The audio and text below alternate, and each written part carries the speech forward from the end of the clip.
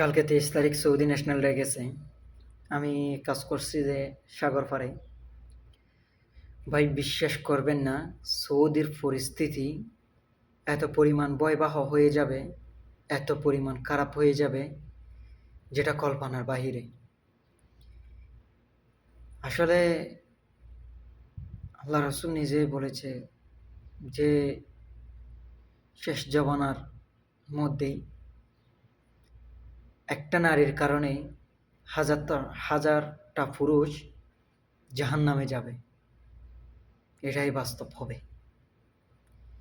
কারণ এই সৌদি আরবে আমি কালকে জিদ্দার মধ্যে, আমি তো সবসময় সাগর পাড়ের এদিকেই কাজ করি।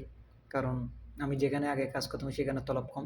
এই কারণে এই সাগর পাড়ে পরিস্থিতি দেখলে বিশ্বাস করবেন, নিজের চোখ দুইটাকে আর কতটুকু হেফাজত করা লাগবে আমি জানি না।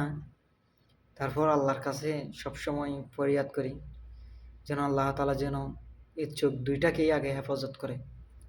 কারণ এই চোখ দুইটাই আগে সাক্ষী দিবে কোন দিকে তাকাইছি, কোন দিকে চোখ গেছে, কোন দিকে কি গেছে, সবই সাক্ষী দিবে। তো আল্লাহর কাছে প্রচুর ক্ষমা চাই, জানি না আল্লাহ ক্ষমা করে কিনা। এই ভুলের কারণে সৌদির পরিস্থিতি এত পরিমাণ খারাপ, এত পরিমাণ ভয়াবহ, নারীরা যে এত পরিমাণ খারাপ হয়ে যায় সেটা কল্পনার বাইরে, কল্পনার বাহিরে।